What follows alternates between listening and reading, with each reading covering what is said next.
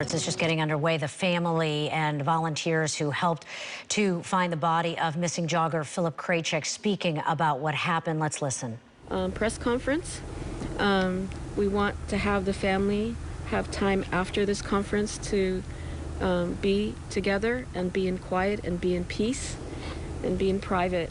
So I ask you, those of you who are asking questions today, to keep in mind that this is a very difficult time for the family, as you can well imagine. They have had such strength and composure all the way through the last almost month of trying to find their son and husband. So I ask you politely and respectfully to keep the questions, to be compassionate and kind and considerate of their feelings. And again, any follow-up that should need to happen, you can come to me, and I will respond as quickly as I can. I'll turn it over to the family now.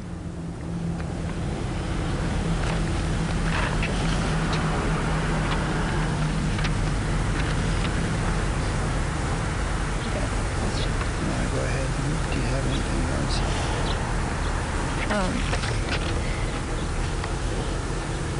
I think even when we think we have everything under control, even when we think we're strong and capable, accidents can happen that can really derail us from the course we set ourselves on, from the life we so carefully planned, so preciously planned.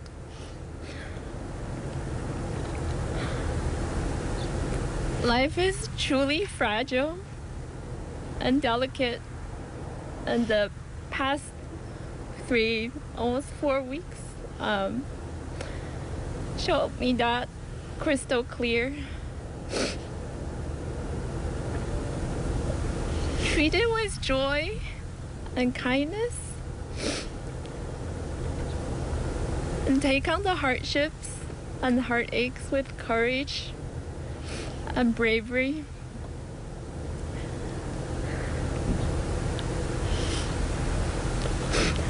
I think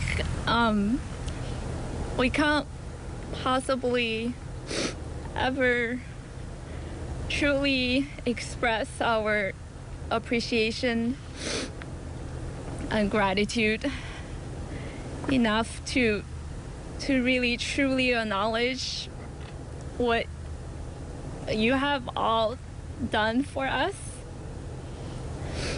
our families, friends, volunteers, people who know Philip, people who don't know Philip, the communities from just multiple counties and citizens of Pleasanton. There are no words to really express our gratitude. I have told several people that if I can, I would really like to meet every single person who helped us, thought of us, who brought the coolers, filled it with ice every day, the food for the volunteers. I would really like to meet every single one of them, of you, on an individual level. I want to learn your names and what you do for a living. If you had to take off work to come and help us.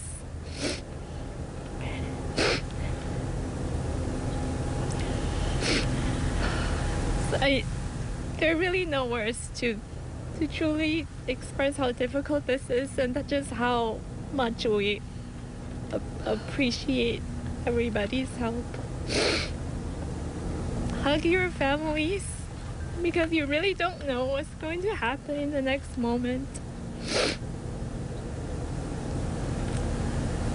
Life is strong, but it's very, very, very fragile and delicate.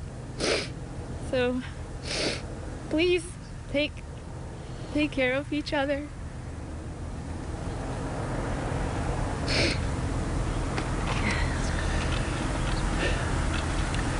And I think I want to say from my perspective, I have the deepest respect and admiration for all of the volunteers, the organized search and rescue teams that have spent so much time in the field. The structure and the organization that they brought to this have just been incredible. We just have deep admiration for the work that all of these people have done. Not to mention all of the members of the communities around here, Pleasanton and Dublin and Livermore and other areas in the Bay Area, that it's just been an outpouring of support that's been incredible. And it's really given us the strength, given me the strength to keep on going and to try to make the world the kind of place that I know Philip wanted it to be.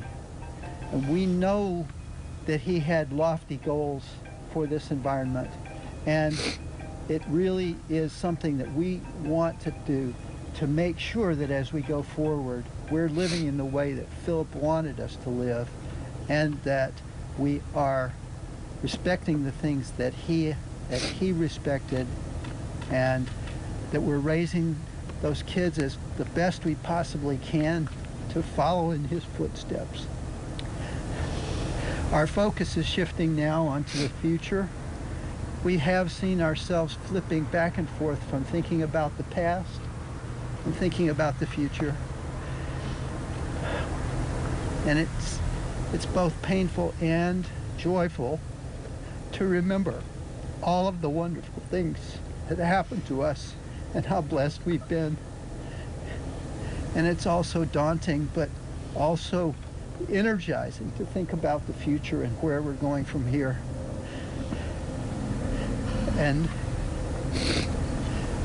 we know that there's been an enormous outpouring of support from Phil's colleagues, from friends around the world, everywhere. More funds have been raised, and right now our focus is on preparing for the future and making sure that Phil's kids and his family have what they need to do the things that we know Philip would want us to be doing.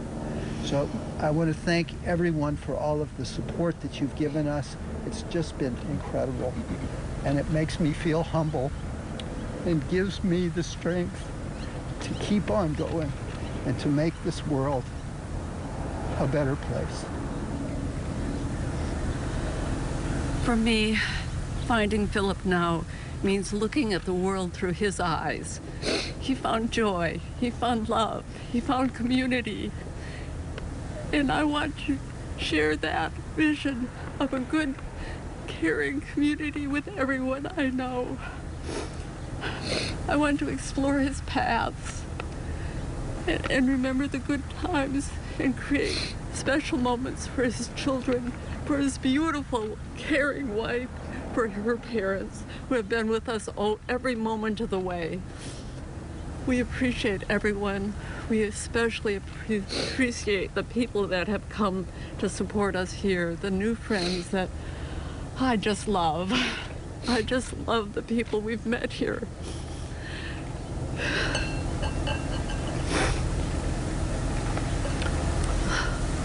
Thank you. Thank you. Thank you.